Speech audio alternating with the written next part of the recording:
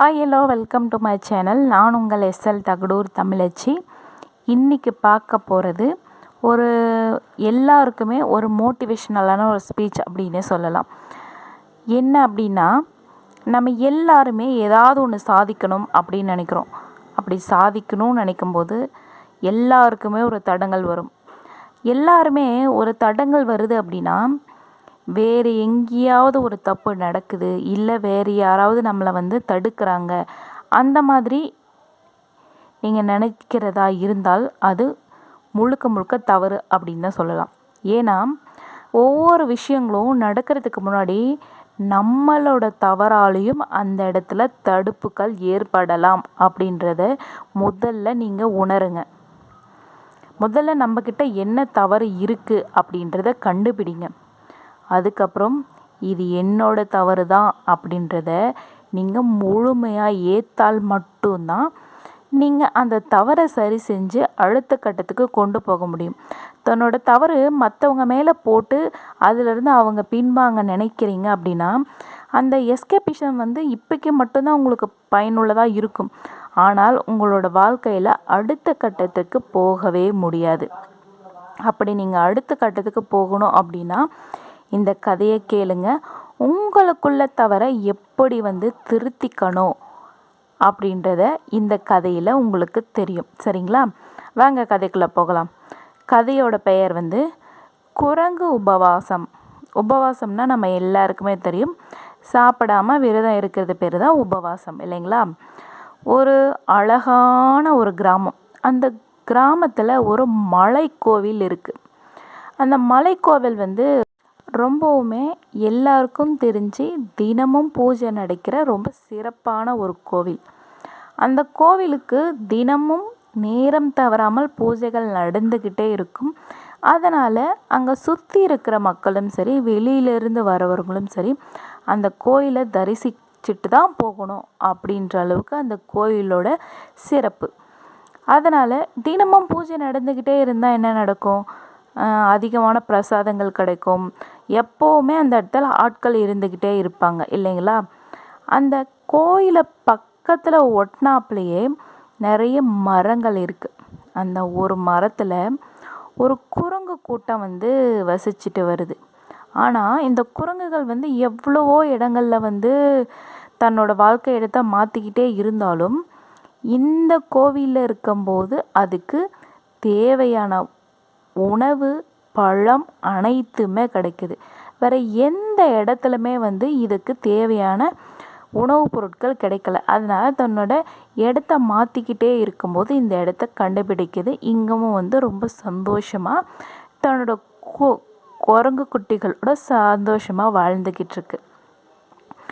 அவங்க அங்கே டெய்லியும் பூஜை நடக்கிறதுனால தினமும் பிரசாதங்கள் கிடைக்கும். அது மட்டும் கிடையாது, அங்கே வர பக்தர்கள் எல்லாருமே தன்னால் முடிஞ்ச அளவுக்கு ஏதாவது குரங்குகளுக்கு வாங்கி கொடுக்கறது, இல்லை தங்கிட்ட இருக்கிற பொருட்களை குரங்குக்கு கொடுக்கறது, சில சமயங்களில் குரங்குகளே அதை பறித்து சாப்பிட்றது, இந்த மாதிரி தன்னோட வாழ்க்கையை ரொம்ப சந்தோஷமாக வாழ்ந்துக்கிட்டு வருது குரங்குகள்.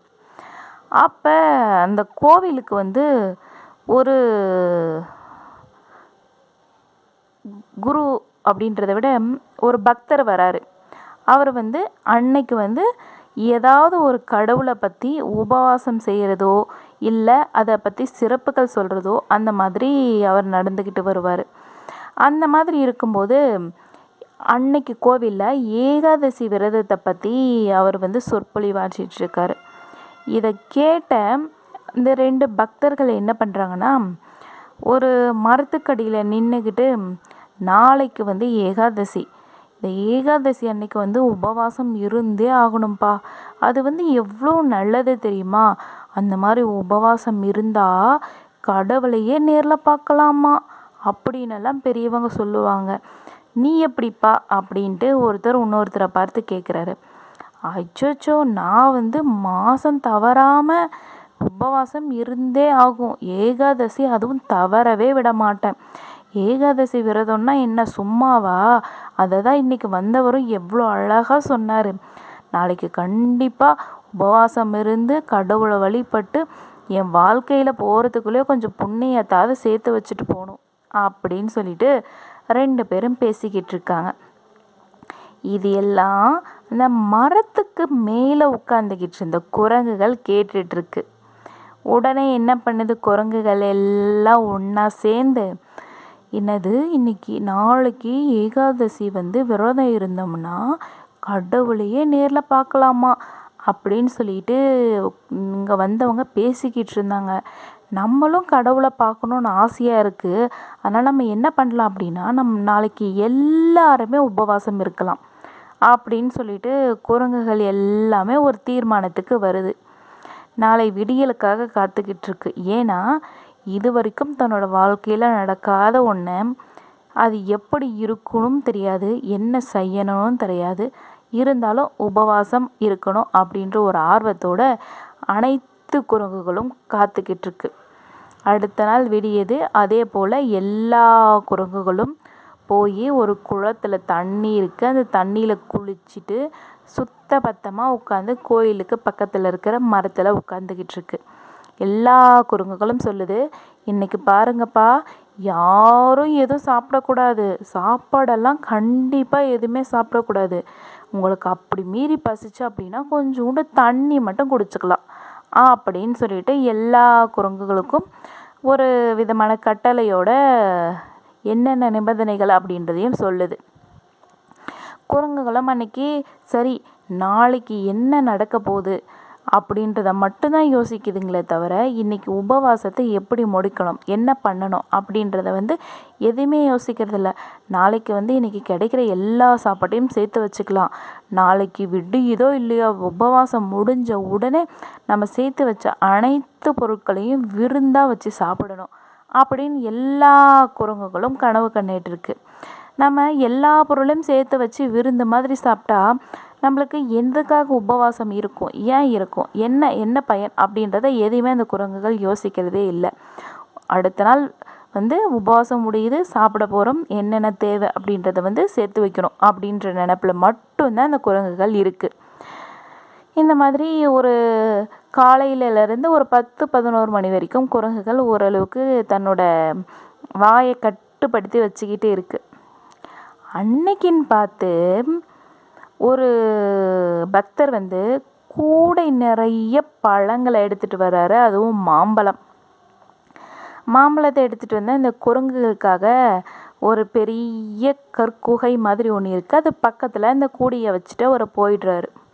இந்த குரங்குகளுக்கெல்லாம் என்ன பண்ணுறதுன்னு புரியலை. நம்மளுக்கேங்க இன்றைக்கி நம்ம எதுவுமே சாப்பிடக்கூடாது, இன்றைக்கி ரொம்ப கண்ட்ரோலாக இருக்கணும் அப்படின்னு நம்ம நினைக்கும் போது தான் வீட்லேயும் சரி போகிற இடங்களிலும் சரி நம்மளுக்கு பிடிச்ச மாதிரியோ இல்லை நம்ம வாயை கட்டுப்படுத்த முடியாத மாதிரி ஏதாவது ஒரு உணவுப் பொருள் நம்மளுக்கு கிடைக்கும். அப்போ ரொம்ப கட்டுப்பாட்டோடு இருக்கணும்னு நினச்சிக்கிட்டே இருப்போம். அன்னைக்கு தான் நம்ம நினைப்போம், ஏண்டா இத்தனை நாள் நம்ம சாப்பிட்டோம், ஒரு நாளாவது நல்ல சாப்பாடு போட்டாங்களா, நம்ம சாப்பிடக்கூடாதுன்னு நினைக்கும் போது தான் நம்மளுக்கு பிடிச்சதெல்லாம் கொடுக்குறாங்க அப்படின்ற மாதிரி தான் இந்த குரங்குகளுக்கும் நடக்குது.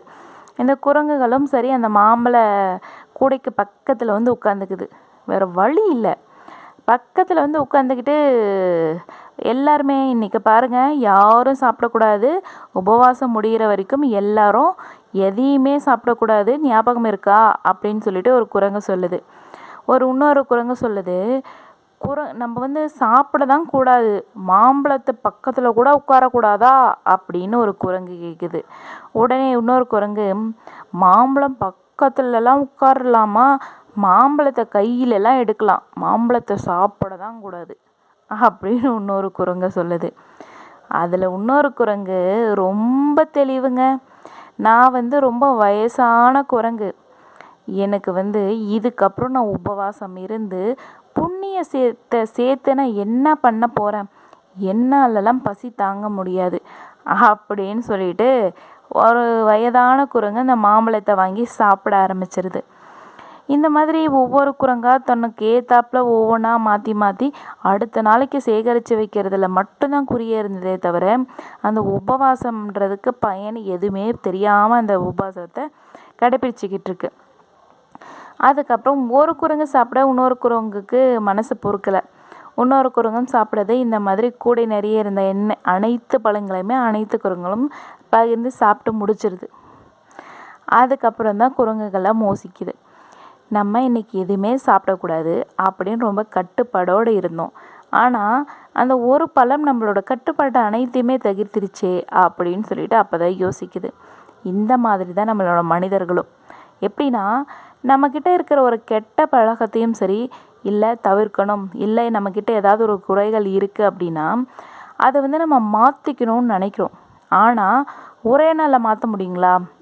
இப்போ ஒரு ட்ரிங்க்ஸ் பண்ணவராக இருந்தால் ஒரு 50 வயசு வரைக்கும் ட்ரிங்க்ஸ் பண்ணுறாருன்னு வச்சுக்கோங்களேன்.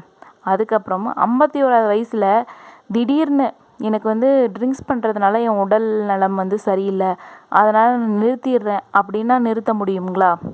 சரி, அதே கூட ஒருத்தர் ரொம்ப நல்லா ஆயில் ஐட்டம் இல்லை ஜங்க் ஃபுட்ஸ் இந்த மாதிரி சாப்பிட்றாரு. அவர் ஒரே நாளில் இதெல்லாம் நிறுத்திட முடியுங்களா?